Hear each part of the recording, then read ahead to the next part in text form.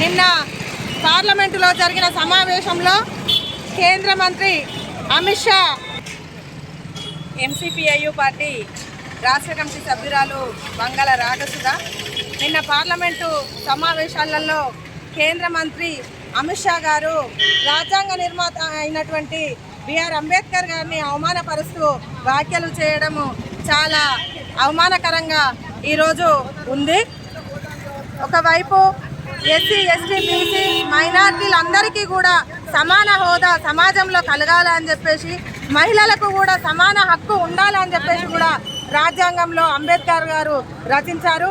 ఈరోజు ఎస్సీలు ఎవరు, ఎస్టీలు ఎవరు, బీసీలు ఎవరు అనే రకంగా ఈరోజు ఎస్సీ ఎస్టీ బీసీలను కూడా అమిత్ షా గారు పార్లమెంటు సాక్షిగా అవమానించడం అనేది జరిగింది.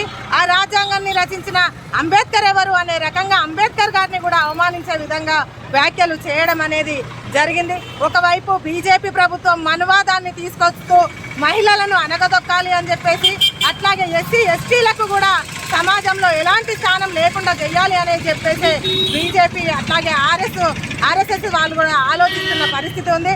అదే రకంగా నిన్న జరిగిన సమావేశాలలో అమిత్ షా గారు మాట్లాడడం అనేది కూడా జరిగింది. దీన్ని ఎంసీపీఐయు పార్టీగా మేము ఖండిస్తూ ఉన్నాము. ఇలాంటివి జరగకుండా ఉండాలి అని చెప్పేసి అంటే కేంద్ర మంత్రిగా ఉన్నటువంటి అమిత్ షా గారు బేషరతుగా రాజీనామా చేయాలి, ప్రభుత్వం ఆయనను బర్తరాఫ్ చేయాలని కూడా ఎంసీపీఐయు పార్టీగా డిమాండ్ చేస్తూ ఉన్నాము.